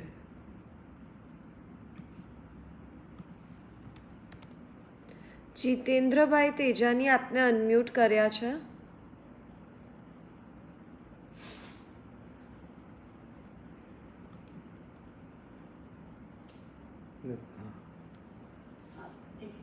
हाँ, जय जिनेन्द्र। બેને હમણાં જે સવાલ પૂછ્યો એ એક સવાલ હતો. हाँ એટલે તે કહ્યું. અને બીજો સવાલ એ હતો કે આપણે દ્રવ્યની મર્યાદા બાંધીએ તો એમાં દ્રવ્ય કેવી રીતે ગણવું? એટલે જેમ જે દ્રવ્ય આપણે ખાઈએ, રોટલી એક દ્રવ્ય છે, પાણી એક દ્રવ્ય છે, દૂધ એક દ્રવ્ય છે, શાક એક દ્રવ્ય છે, દાળ એક દ્રવ્ય છે, ભાત એક દ્રવ્ય છે, ફ્રૂટ જે બી ખાઈએ અલગ અલગ, તો તે અલગ અલગ દ્રવ્ય છે. આ રીતે દ્રવ્યની મર્યાદા ગણવાની. ઓકે, પછી એમાં એ દ્રવ્યની મર્યાદામાં આપણે કપડાની મર્યાદા પણ આવે કે ના આવે? એ વસ્ત્ર અલગ છે. આ તો અચ્છા. ખાવાના દ્રવ્યની મર્યાદામાં ખાવાની દ્રવ્યની મર્યાદાઓ છે. વસ્ત્ર અલગ અચ્છા. એક બોલ આવે જ છે 14 નિયમમાં, તેમાં વસ્ત્રની મર્યાદા રાખો. ઓકે, તો મને તમે રોજના 30 દ્રવ્યની મર્યાદા આપશો? હા, આપને ધાર્યા પ્રમાણે રોજના 30 થી વધારે દ્રવ્યની વાપરવા નહીં, તથા આપના પચખાંડ તસબંધે પરિક્રમામી નિંદામી ગરિયામી અપાણંગ બોસેરા. જય. પછી બીજા કોઈ છે? ક્યુકોમ બીટીડી આપને અનમ્યુટ કર્યા છે. તે પછી હેમલ મહેતા આપને અનમ્યુટ કરીશ. જય જિનેન્દ્ર. જય જિનેન્દ્ર. મયંકભાઈ, કાલે આપણે અવ્યવહાર રાશિની વાત થઈ ને, તો અવ્યવહાર રાશિ ક્યાં આવેલી છે? નિગોદમાં, નિગોદ વનસ્પતિ નિગોદમાં. વનસ્પતિની અંદર જ સ્મેલ આપણે જોઈ શકીએ કે નથી શકીએ? અવ્યવહાર રાશિ પ્રાય કરીને જે નિગોદના જીવો જેમાંથી નીકળ્યા જ નથી, એટલે આપણને ખબર ન પડે કે આ અવ્યવહાર રાશિ છે કે કયા છે. એ કેવડી જાણે આપણે ના. હા, તે કેવડી જ જાણે, આપણે ન જાણી શકીએ. અને એનો કાળ એટલે એથી આપણે આટલી નીચે નરક છે, ને આ મનુષ્યને તો આપણે જોઈ શકીએ છીએ, અને શિશિરાનું પણ વર્ણન બધું આવે છે જે આપણે હજી ક્યારે ગયા નથી, પણ આનું કઈ વર્ણન નથી આવતું નથી. હા, એટલે આનું કોઈ વિશેષ વર્ણન નથી. તે તત્વ કેવડી ગમ્ય સમજીને આપણે એના પર શ્રદ્ધા રાખવાની છે, બસ. હા, એ તો બરાબર છે, પણ કેમાં અવ્યવહાર રાશિ સમજવું કેમાં ક્યાં આવેલી છે? ને વનસ્પતિમાં છે. બધી જેટલી વનસ્પતિ છે તેમાં અવ્યવહાર રાશિના જીવો પણ છે અને વ્યવહાર રાશિના પણ જીવો છે, એમ સમજવાનું, બસ. એવી રીતે સમજવું? હા, બસ. હા, બરાબર. જય જિનેન્દ્ર. હેમલ મહેતા આપને અનમ્યુટ કર્યા છે. તે પછી એક રિટર્ન ક્વેશ્ચન લઈને બીજલ્સ આઈફોન આપને અનમ્યુટ કરીશ. પ્રણામ મયંકભાઈ, જય જિનેન્દ્ર. જય જિનેન્દ્ર. મારો પ્રશ્ન એ છે કે ગતિ નામ કર્મ અને આયુષ્ય કર્મના બંનેના 4 ભેદ છે, સરખા છે, તો એમાં ફરક શું? કારણ કે આપણે દેવગતિનું આયુષ્ય હોય તો દેવમાં જન્મ થાય, તે ગતિ નામ કર્મમાં પણ એ જ છે ને? હા, એટલે ગતિ નામ કર્મમાં તે દેવ ગતિમાં દેવની ગતિ મળવી તે ગતિ નામ કર્મ છે. અને આમાં તો કઈ પ્રવૃત્તિ કરીએ જેથી કરીને દેવલોકનું આયુષ્ય બંધાય. કારણ કે આમ તો 8 કર્મ સાથે બંધાય છે અને ઉદયમાં આવે છે, માટે એ ઇન્ટરકનેક્ટેડ જ હોય છે. માટે કઈ પ્રવૃત્તિ કરીએ એનાથી દેવલોકનું આયુષ્ય બંધાય, માટે એમાં તો તે પ્રવૃત્તિ બતાવી, અને તે પ્રવૃત્તિ કરે ત્યારે તે દેવનું આયુષ્ય પણ બાંધે અને ત્યારે તે નામકર્મ બી બાંધે છે. તો ત્યારે તે દેવગતિ નામકર્મનો પણ બંધ કરે, બેવ સાથે કરે, બંધ થાય. એટલે એ લોકોનું ફળ અલગ અલગ હોય, બરાબર? બરાબર છે. અને મારો બીજો પ્રશ્ન એ છે, અનંતકાય જીવ છે તેને સાધારણ વનસ્પતિ નામકર્મ બાંધ્યું હોય છે, બરાબર છે.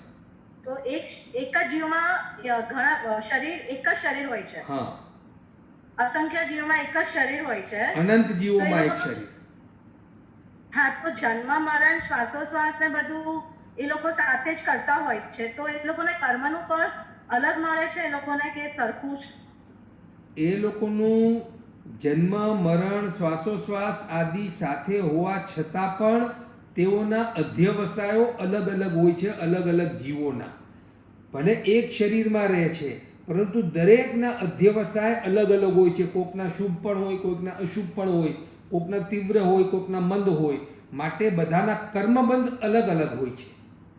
કર્મબંધ અલગ અલગ થાય છે એ લોકોનો.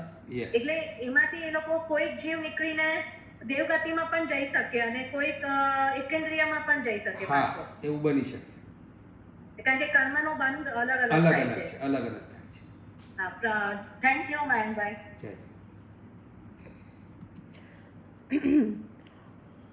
ઓકે, 2-3 રિટર્ન ક્વેશ્ચન્સ છે, ક્વિક એકદમ. સ્કૂટર ચલાવતા પ્રતિક્રમણ ફેરવીએ તો દોષ લાગે કે નહીં? એવું છે કે સ્કૂટર ચલાવતા તો આપે બહુ વિવેક રાખવાનો હોય, માટે ત્યારે કોઈ પણ પ્રકારની સ્વાધ્યાય યાદી કરવી તે બહુ હિતાવહ નથી. પરંતુ જેમ ટ્રેનમાં બેસતા કે કારમાં બેસતા પ્રતિક્રમણ આદિ કરીએ છીએ, તો જે ક્રિયા લાગે છે, જે આશ્રવ ખુલ્લા છે તે તો આશ્રવ ખુલ્લા જ છે અને એનો દોષ આપણને લાગે જ છે, છતાં આપણે એમાં પ્રતિક્રમણના સમયે પ્રતિક્રમણ કરી શકીએ છીએ. તે જ ન્યાયે સ્કૂટર ઉપર બી સમજ. Okay. Mostly ladies don't have money control and use of them for dan etc. in comparison to gents. So if gents are giving money for Jeev Daya, Sadharmik Bhakti etc. Are ladies also a part of that dan? Ladies ne પણ એનો લાભ મળે? હા, ladies એનું અનુમોદન કરે, જેન્ટ્સને પ્રોત્સાહિત કરે અને આપવાના ભાવ બતાવે જેન્ટ્સ, તો તેમાં પણ પોતાનો સહયોગ દેખાડે કે કંઈ વાંધો નહીં, હું 1-2 વસ્તુ ઓછી લઈશ, પણ આપ સુંદર દાનની પ્રવૃત્તિ કરો છો તેમાં મારો પૂર્ણ સહયોગ છે. તે રીતે પોતાના ભાવને ભેળવીને તેઓ પણ તે પુણ્યનું અનુમોદન કરીને પુણ્યનું બંધ કરી શકે છે. Okay. We know that Rishabdev Bhagwan had a huge height and long age. Whether all the people had similar body and age during that time? Yes. શુક્લ પક્ષી જીવ નિગોદમાં જાય? જાય. 14 નિયમમાં આપણે દિશાની મર્યાદા લીધી હોય અને 5 કિલોમીટર એમ મર્યાદા લીધી હોય, તો પણ ઊંચી અને નીચી દિશાના પચખાણ અલગથી લેવાના? ઊંચીની નીચેની અલગ એટલે લઈ શકાય કે રોજ આપણે ઊંચી દિશામાંથી જ્યાં સુધી જવાના હોય તો તેટલી મર્યાદા રાખી તેથી ઉપરની દિશાના પ્રત્યાખ્યાન લઈ લેવાય, જેથી ઊંચી ને નીચી દિશાની પણ મર્યાદાથી વિશેષ આશ્રવ રોકાય છે. રસીલાબેન ગાંધી આપને અનમ્યુટ કર્યા છે, તે પછી બીજલ્સ આઈફોન અને નીતાબેન ગોગરી આપને અનમ્યુટ કરીશ. આપને પ્રત્યાખ્યાન કરાવું. હા. આપને પરમ દિવસે સવારે સૂર્યોદય ઉપરાંત ન પાડો ત્યાં સુધી તિવ્યારા ઉપવાસના પચખાણ ઉપવાસ તિવ્યંગ પિયારંગ પચકહ અસણંગ ખાયમંગ સાયમંગ અનથના ભોગણંગ સહસાગારણંગ સવસવય મત્યાગારણ મહતાગારણ પાણંગ બોસિરામી કાલ સવારે પોરશી ઉપરાંત તર્ણ ગગડી ન પાડો ત્યાં સુધી ચુવ્યારના પચખાણ ચોવ્યંગ પિયારંગ પચકહ અસણંગ પાણંગ ખાયમંગ સાયમંગ અનથના ભોગણંગ સહસાગારણંગ સવસવય મત્યાગારણ મહતાગારણ પાણંગ બોસિરામી. ધન્યવાદ. બીજલ્સ આઈફોન આપને અનમ્યુટ કર્યા છે. જય જિનેન્દ્ર મહેશભાઈ. જય જિનેન્દ્ર. અચ્છા, આ 14 નિયમમાં જે કુસુમ છે 5 પદાર્થ 250 ગ્રામથી વધારે સૂંઘવા નહીં, હા, તો એનું સુગંધમાં તમે ગ્રામ કેવી રીતે આપણે ગણી શકીએ? એટલે તમને જે રીતે અનુકૂળ આવે તે રીતે કરી શકો છો. તમે 5 અલગ બોટલ રાખી શકો છો, અથવા તો જે આપને મર્યાદા કરવી હોય, આપને અનુકૂળ આવતી હોય કે હું આ રીતે મારી મર્યાદા કરું છું, તે નિયમથી આપ મર્યાદા કરી શકો છો. અચ્છા અચ્છા, અને હજી એક ઓલું આપણે ઉપશમનો ગઈકાલે સમજાવ્યું હતું. હા, તો ઉપશમ કર્મ એટલે કે એક્ઝેક્ટલી શું? એટલે આપણે કોઈ વાર બહુ ગુસ્સો આવે અને આપણે શાંત કરીએ નહીં, એને ઉપશમ કહેવાય? હા, એટલે વ્યવહારથી એને ઉપશમ કહેવાય. નિશ્ચયથી તો જે કર્મનો ઉદય વિપાકથી પણ ન હોય ને પ્રદેશથી પણ ન હોય તેને ઉપશમ કહેવાય છે. માટે આ નિશ્ચયથી તેને ઉપશમ કહેવાય છે કે જે કર્મનો ઉદય વિપાકથી પણ ન આવે અને કર્મ પૂતગલોના ઉદય ન આવી જાય કે તેની ઉદીર્ણા પણ ન થઈ જાય તેવી રીતે દબાવી રાખવા તે ઉપશમ છે. આ માટે ઉપશમ વસ્તુ ઉપશમના એક અંતર્મૂર્ત માટે જ રહે છે. માટે ઉપશમ સંકિત કહો અથવા તો કોઈ પણ કર્મનો ઉપશમ તેનો વિપાક અને પ્રદેશ ઉદય અટકાવો તેને કહેવાય છે નિશ્ચયથી. એટલે ઈ તમે કાલે ઈ બુકની લેંગ્વેજમાં બોલે ને એટલે મને સમજાણું નહોતું. એટલે ઈઝી લેંગ્વેજમાં શું કે આપણને જે રાગ દ્વેષ આવ્યો હોય એ આપણે અટકાવી દઈએ, એ ટાઈમે ન બોલીએ. હા, તે ટાઈમે ન બોલવું, તે વ્યવહારથી તેને ઉપશમ કહેવાય છે. બસ. Okay okay. અચ્છા, અને આપણે માંગલિક પછી તમે ઓલું આપણે અંગૂઠે અમૃત વસે કેમ નથી કહેતા? ઇવન મારા સાહેબ મા સતીજી નથી કહેતા. હા, એવું છે કે આપણે તો 4 ગતિ, આપણે તો 4 શરણા, 4 મંગલ આદિ પર વિશ્વાસ રાખવાનો છે. અંગૂઠે અમૃત વસે આદિ લબ્ધિઓનું આકર્ષણ આપણે લાવવું નથી. ગણધર ભગવાન તો અનેક લબ્ધિધર હતા, પરંતુ પ્રાય કરીને સામાન્ય મનુષ્યોને તેમના ગુણ કરતાં લબ્ધિનું આકર્ષણ વધી જતું હોય છે. માટે એમની લબ્ધિની એમને પણ ચિંતા નહોતી, એમને કોઈ દિવસ વાપરી નહોતી, પણ છતાં ગૌતમ સ્વામીના ગુણ જોઈએ કે ગૌતમ સ્વામીની લબ્ધિ, તો મોટા ભાગોને એમની લબ્ધિ જોઈએ છે, ગુણ નહીં.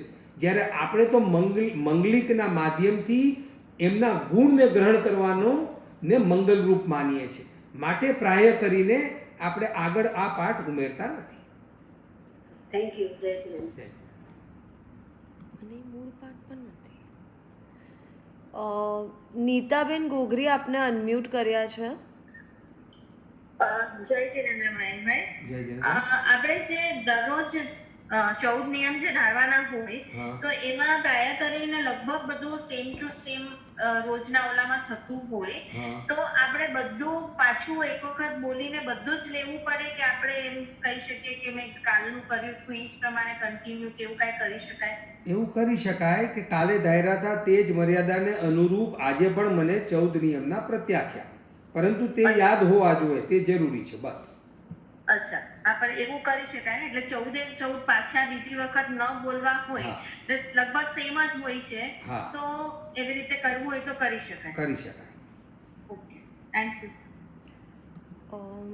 એક લાસ્ટ રિટર્ન ક્વેશ્ચન છે કે જૈનોને ઓછો દોષ લાગે કે એવા કયા બિઝનેસ છે જે જૈનોએ કરી શકાય કે કરવા જોઈએ જેમાં ઓછો દોષ લાગે? દોષ તો બધામાં લાગશે, પણ એટલે પ્રાય કરીને ટ્રેડિંગના ધંધાઓ છે, મેટલ આદિનું ટ્રેડિંગ અથવા તો કાપડના ધંધા, કોટન આદિના વેપાર હોય છે.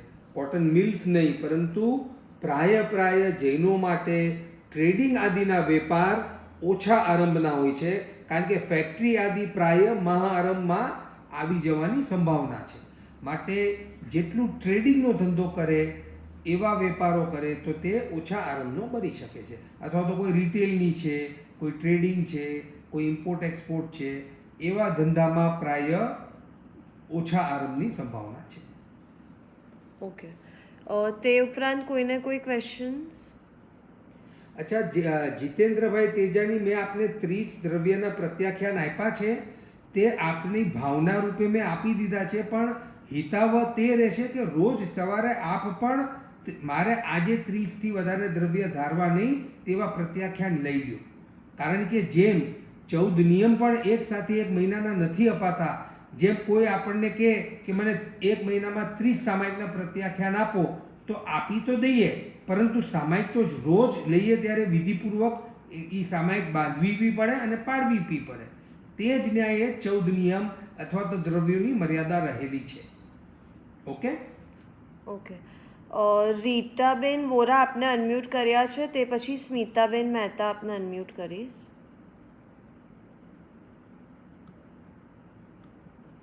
Ritaben Vora, please accept my unmute.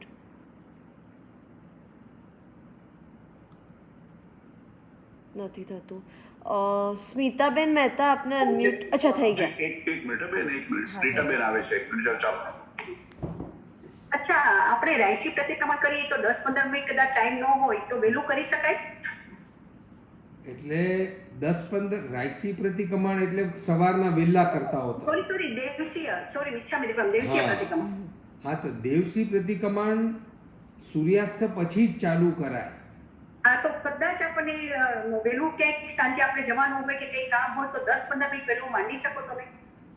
એટલે માંડવામાં તો એવું જ ઠીક છે, 5-10 મિનિટ વહેલું માંડો ત્યાં સુધી ઠીક છે, પરંતુ એને એક અપવાદ રૂપ સમજવું, અચ્છા, એને નિયમ ન બનાવવો. અચ્છા, તો આપણે સંવત્સરીનું પ્રતિક્રમણ આપણે દેવસીય કરી છે, હા. તો ઈ વખતે કેટલું વહેલું માંડી દઈએ છીએ? સૂર્યાસ્ત થયા પહેલા માંડી દઈએ છીએ? માટે જ તે અપવાદ છે. વર્ષમાં એક જ વાર કે 2-3 કે 4 વાર જ થાય છે. અચ્છા, અચ્છા. હા, અને તે દિવસ આપણે વિશેષ આલોયણાનો દિવસ, વિશેષ વિશુદ્ધિનો દિવસ હોય છે, તે ન્યાયે કોક વાર આવું કરીએ છીએ. Okay, thank you. જય જિનેન્દ્ર. સ્મિતાબેન મહેતા આપને અનમ્યુટ કર્યા છે. સંભળાય છે? હા. હા, આપણે ચેડા રાજા અને વિહલ્લ કુમાર, એ બંનેને કારણે જે મોટો સંગ્રામ થયો, રણધમુશલ ને મહાશિલાખંડ, એ પછી એમની ગતિ વિશે બહુ વાંચવા નથી મળતું. એ બે જણની ગતિ કઈ ખ્યાલ છે? એ હું આગમનું અવલોકન કરી લઈશ, અને જો એમાં કંઈ ખુલાસો મળતો હશે તો હું આપને જણાવીશ. કશ્યપ એવું કોઈ પાસે સાંભળ્યું કે એવું કઈ ખરું કે બંને જણે દેવ સહાય લઈ અને સમપસરણમાં જઈને દીક્ષા લીધી? એ તો સંભાવના ઓછી, એ તો સંભાવના ઓછી છે, પરંતુ મૂળ પાઠને હું વાંચીને એનો જો આપ મને આ વોટ્સઅપમાં ક્વેશ્ચન મોકલી આપો ને, તો હું એનો જવાબ આપને આપી દઈશ.